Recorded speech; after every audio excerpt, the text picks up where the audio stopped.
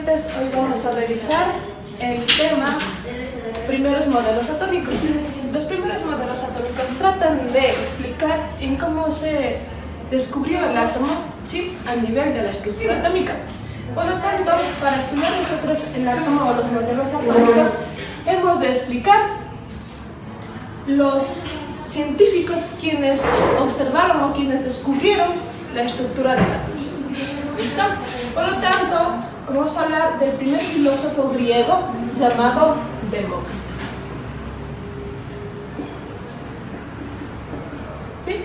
Demócrito es uno de los filósofos quien propuso por primera vez, ¿sí?, lo que hoy conocemos como el átomo. ¿Ya?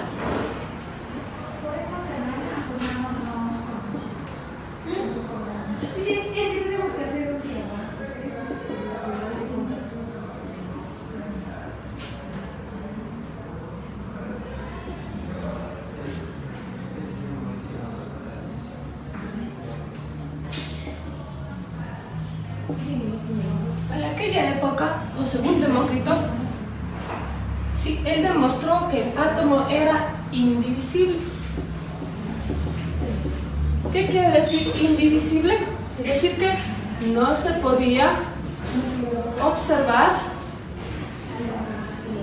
al ojo humano.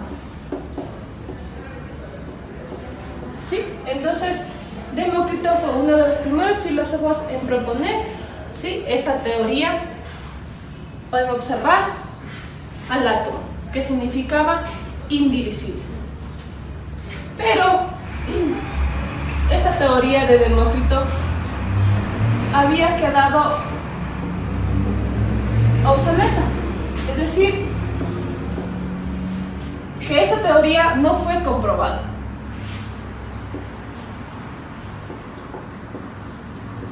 Así, en 1808,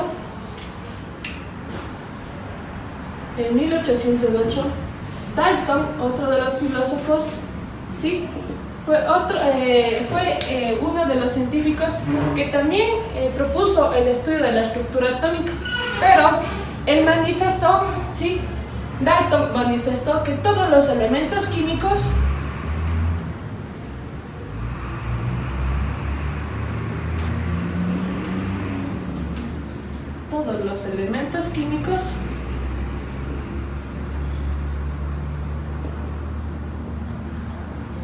¿sí?, tenían las mismas propiedades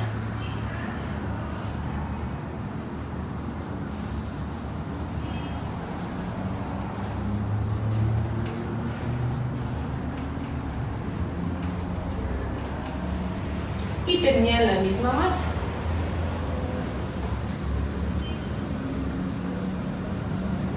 ¿Sí? Además, Dalton propuso que todos los átomos se producen de la formación de dos o más átomos. ¿Sí? Entonces, hasta aquí, Demócrito fue uno de los primeros filósofos en proponer, ¿sí?, esa teoría atómica. Luego tenemos en 1808 con Dalton, que fue uno de los descubridores, ¿sí?, uno de los primeros en proponer que los elementos químicos tenían las mismas propiedades y tenían la misma masa dentro de la tabla periódica. Y adicional, estos elementos químicos, ¿sí?, o estos átomos se formaban de dos o más átomos para formar un compuesto, o también llamado molécula. Luego, asimismo, ¿sí?, después del descubrimiento de estas propiedades químicas y que los átomos tenían la misma masa, ¿ya?, asimismo, esta teoría no fue en aquella época comprobada, ¿ya? ¿Sí? ¿Por qué razón? Porque en 1850 se demostró experimentalmente que los átomos no eran indivisibles. Es decir, que la teoría de Dalton, para el examen trimestral, incluyen todos desde el primer año. ¿sí?, lo que Dalton manifestaba es que todos los átomos estaban formados por dos o más átomos para formar un compuesto, ¿ya?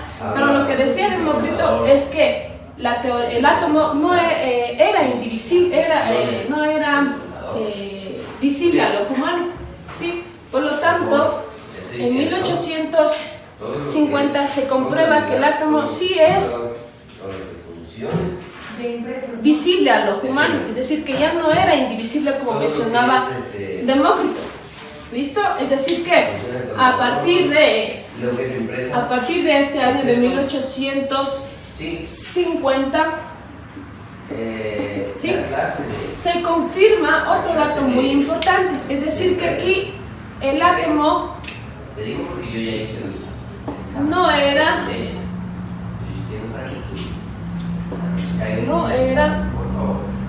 indivisible.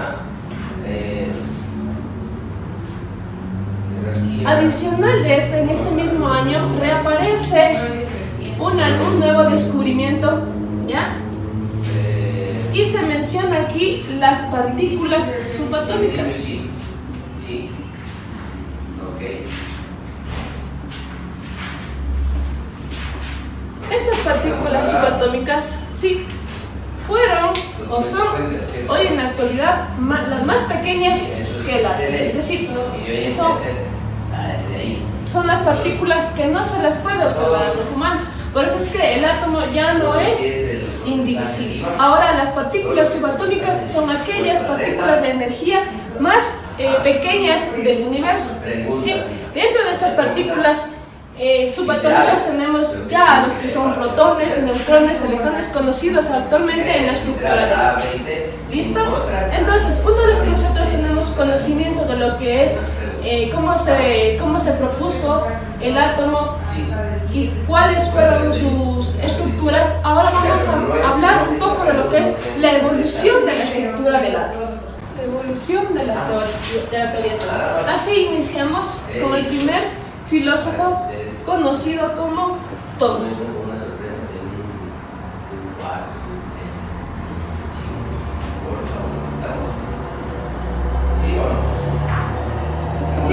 Thomson descubrió la estructura atómica, ¿sí? Utilizando rayos catódicos. ¿Qué eran estos rayos catódicos? Estos rayos catódicos tenían la semejanza, ¿sí? Como las antenas que se utilizaban antiguamente para los televisores. Entonces, ¿qué pasaba? Que estas antenitas acogían toda esta energía, ¿sí? Entonces, en aquella época Thomson lo llamó rayos catódicos. Estos rayos catódicos, ¿sí? A partir de estos rayos catódicos, Thomson descubrió a los electrones, ¿sí? O a los que nosotros llamamos con carga eléctrica negativa. ¿Sí? Es decir que a partir de este descubrimiento, Thomson, ¿sí? Observó lo que hoy conocemos como electrones. Estos electrones tenían carga negativa.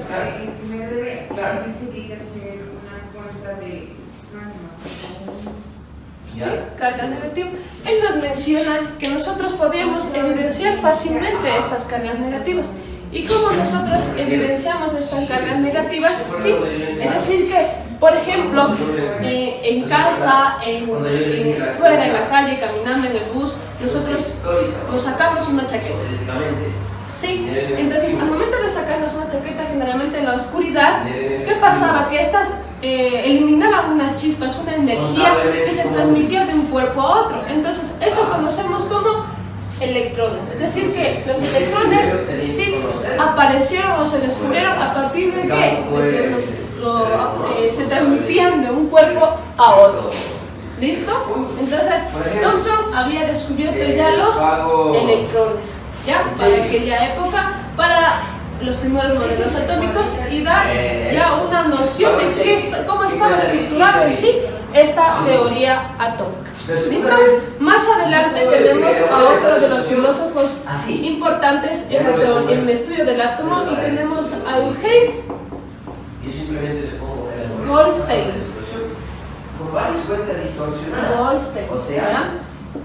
Eugene Goldstein, asimismo, utilizando la misma teoría o la misma observación a través de rayos catódicos, como lo propuso Thomson, Eugene Goldstein también fue otro de los filósofos quien descubrió ahora los protones o los que tienen las partículas subatómicas con cargas positivas. Entonces, Goldstein había descubierto había descubierto los protones. Y aquí al primero con carga de enero positiva. Sí, entonces los protones tienen carga positiva y los electrones tienen carga negativa. Luego dice. ¿Listo? Entonces, así Thomson en su teoría sí pudo comprobar y pudo observar que el átomo sí era una esfera, una masa en la que contenía dentro de su estructura contenía protones y electrones. ¿Ya? Protones, protones carga positiva, y dentro de estos protones con carga positiva estaban incrustados aquí los electrones. Por eso es que la teoría de Thomson se le conoce como el budín de pasas. ¿Sí? Entonces a la teoría atómica de Thomson se le conoce como el budín de pasas. ¿Por qué el budín de pasas? Porque es como porque se asemeja a una esfera, ¿sí? A una esfera, a una masa, ¿sí? En donde están incrustados los protones, y dentro de los protones están incrustados los electrones que tienen carga negativa. Entonces es más o menos como cuando nosotros nos chupamos un helado con pasas, entonces es más o menos parecido a esa estructura. Sí, por eso en la teoría de Thomson se le conoce como el budín de pasas. Eso hay que tener muy claro porque esa teoría es más conocida como el budín de pasas. Sí, por eso le voy a resaltar para que no se olvide el nombre con el que se conoce a la teoría de Thomson. Es decir, que para Thomson ya el átomo tenía en el núcleo, sí, en el núcleo tenía protones y también tenía electrones con carga negativa, sí, es decir, incrustados dentro de esta esfera masiva. ¿Listo? Entonces, a partir de este descubrimiento, y a partir de que ya el átomo tenía cargas positivas y también tenía cargas negativas, sí, en aquella época también tenemos a otro importante filósofo llamado Ernest Rutherford. ¿Listo? Entonces tenemos a otro importante filósofo conocido como Ernest Rutherford. Aquí me viene a dar 20, 40 dólares. ¿Estamos? Sí. Ya tengo activo, ya tengo pasivo. ¿Sí? Ernest Rutherford fue uno de los filósofos en explicar el modelo de Thomson con más claridad. Entonces, él disparó un rayo de partículas positivas a una lámina. Sí, él disparó un rayo de partículas positivas a una lámina social. Y vamos a decir, ¿cómo esperando que sufra una desviación. Sí, entonces él al disparar estas partículas de energía hacia una lámina de oro, ¿sí? Él esperaba que estas partículas se desviaran, ¿sí? Pero no solamente ocurrió esta desviación, el capital es activo menos sí, sino que también estas partículas el patrimonio del capital, ¿no? De hecho, rebotaban, activo tengo, pasivo tengo, otras chocaban, 240 menos 40, 200. Y otras regresaban al lugar de origen. Miren que estoy haciendo despacito para todos. Yo sé que ustedes lo manejan, ¿no? Sí, es decir que no siempre estas partículas de energía, sí, que eran enviadas hacia esta lámina de oro, sí, no siempre todas tenían esa atracción del punto positivo o del punto donde se encontraban estas partículas positivas y negativas, es decir, que no siempre eran atraídas. Es decir, que aquí estas partículas empezaron a rebotar y otras empezaron a regresar, sí, al lugar de donde fueron enviadas. ¿Sí? Entonces, más o menos aquí se enviaban estas partículas y de estas partículas unas regresaban y otras se desviaban. Entonces, así Ernest Rutherford comprobó que el modelo atómico tenía que ser nuevamente explicado para aquella época. ¿Sí? Es decir, que aquí,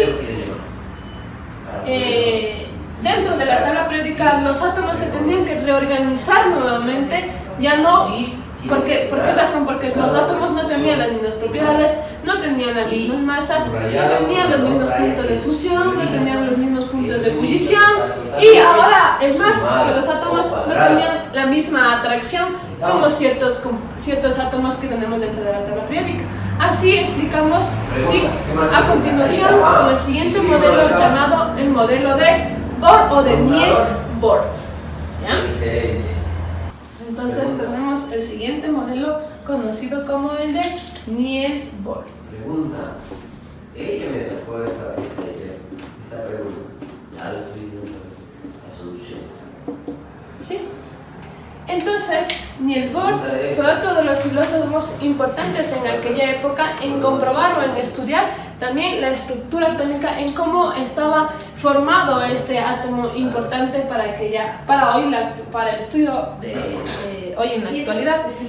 Por lo tanto, Rutherford en su teoría propone explicar además que los electrones se mantenían alrededor del núcleo, ¿ya? Entonces él propone el estudio de que los electrones se encuentran, sí, girando alrededor de un núcleo. Sí, entonces aquí tenemos al átomo con las partículas positivas y partículas negativas o llamados electrones, ¿sí?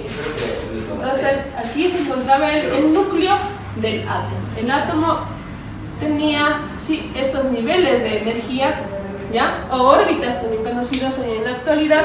Entonces, ¿qué es lo que quiere comprobar Niels Bohr? Que aquí existe una atracción, sí, entre el núcleo y las órbitas, pero que no debía haber un colapso entre cada uno de los niveles de energía con el núcleo. Es decir, que al momento de girar a grandes velocidades no tenía que colapsarse, sí, con el núcleo, ¿ya? Es decir, no tenía que ser atraído por el núcleo. Sí, así menciona algunas características dentro de la teoría de Niels Bohr. La primera característica que él nos menciona es que los electrones giran, sí, los electrones giran a grandes velocidades.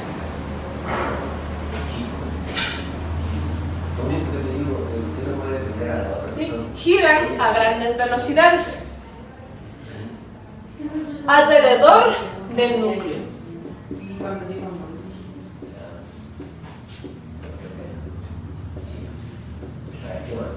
Sí, podemos nosotros comprobar, es decir que los electrones van a estar, sí, en cada uno de los niveles, ¿ya?, girando alrededor del núcleo. ¿Sí? Entonces, ¿qué va a pasar? Que van a girar a grandes velocidades, Sí, como cuando ustedes lanzan un tronco. Entonces, ¿qué pasa? Que gira, da vueltas a grandes velocidades. Entonces, esto pasaba con los electrones en el núcleo. Adicional, sí, él habla de órbitas y que cada órbita, sí, lo había asignado una letra, ¿sí?, que significaba K, L, M, N, O, P, Q. Es decir que a las órbitas se les conocía también como niveles de energía.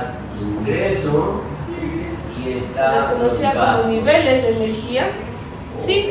Es decir que también se les podía asignar con números del 1 al 7. 2, 3, 4, 5, 6, 7. Es decir que a estos niveles de energía se les conocía como número cuántico. Y se lo representaba con la letra M, más bien se lo representa con la letra M.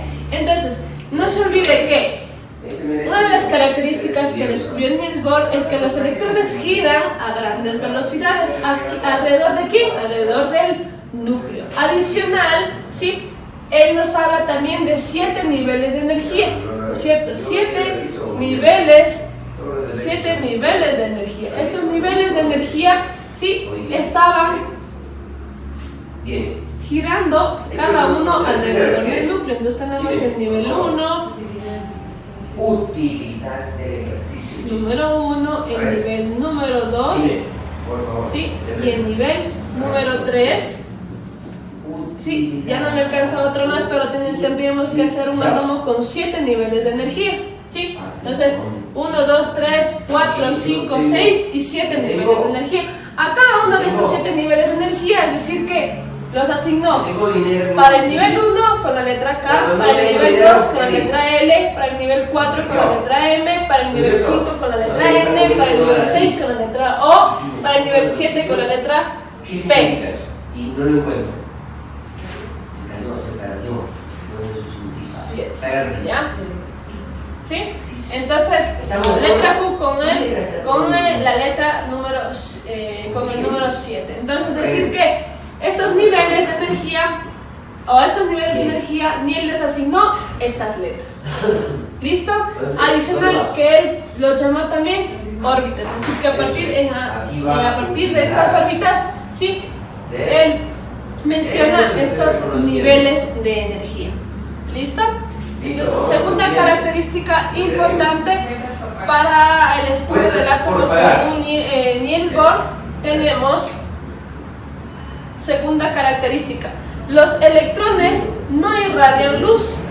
¿Ya? Los electrones no irradian luz.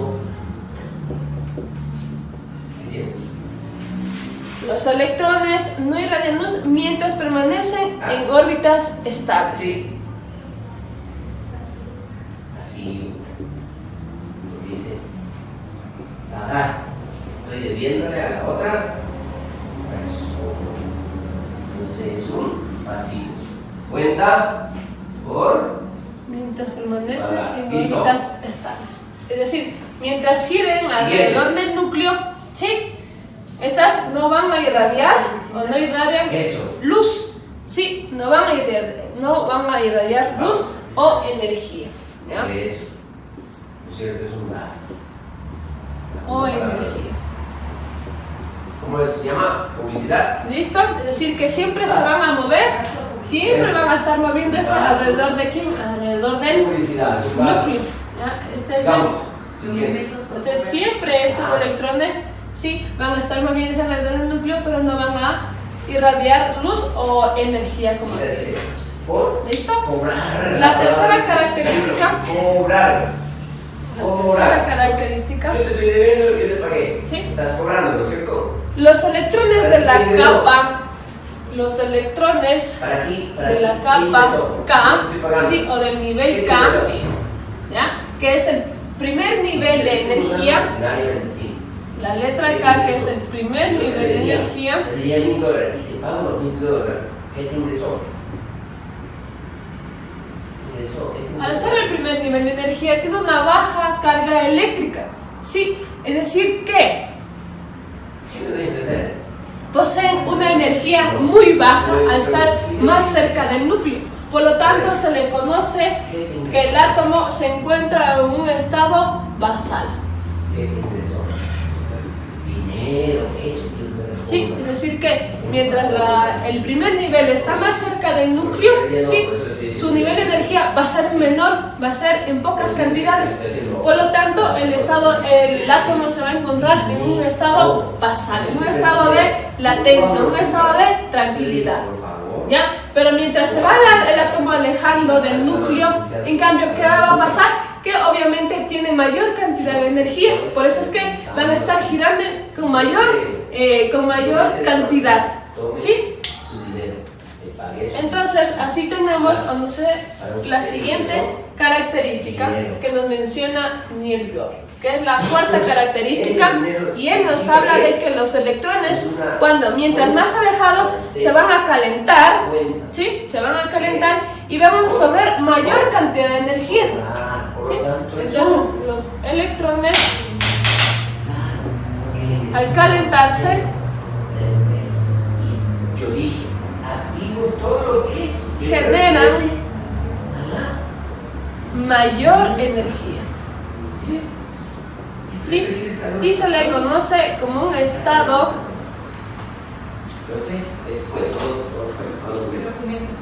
documento por cobrar. Y se le conoce que el átomo está en un ¿Sí o no? Entonces tú me devuelves la letra de cambio y yo te doy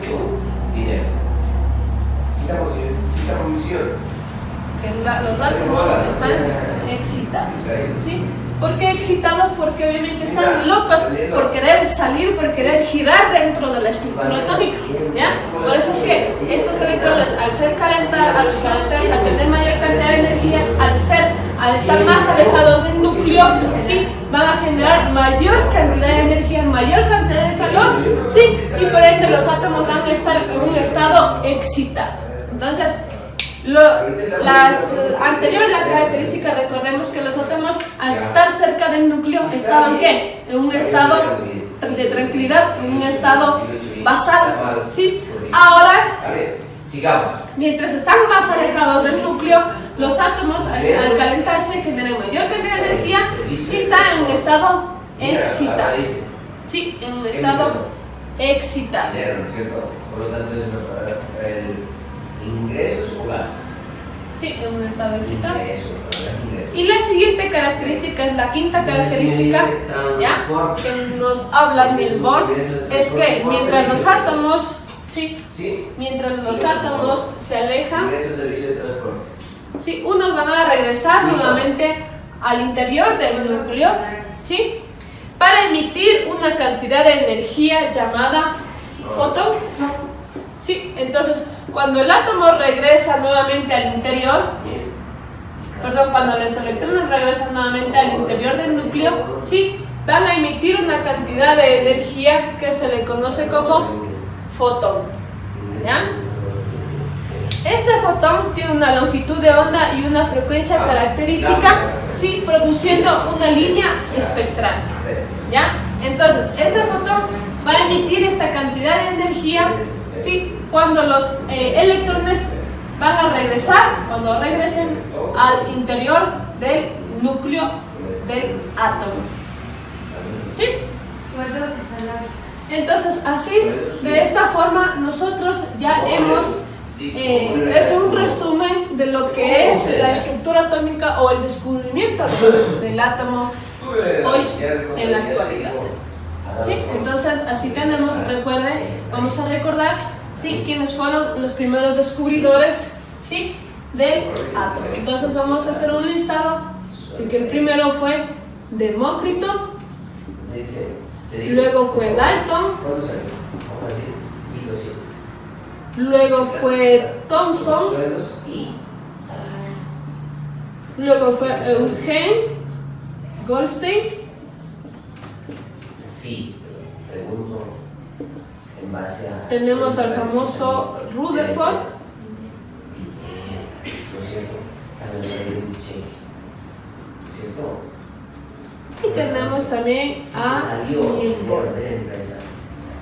Sí, en las próximas clases nosotros revisaremos lo que es la teoría de la mecánica cuántica, una de las teorías mencionadas o que nos habla con mayor claridad la estructura del átomo en sí, sus características, sus pesos, sus números atómicos, sus masas atómicas, sus puntos de fusión, sus propiedades. Entonces, ahora ya nos habla con mayor énfasis en lo que es la estructura atómica a partir de estos descubrimientos, de estos famosísimos físicos. Por eso es que la química se relaciona muchísimo con la física, porque los que descubrieron la estructura atómica de los átomos fueron los llamados o conocidos como físicos griegos.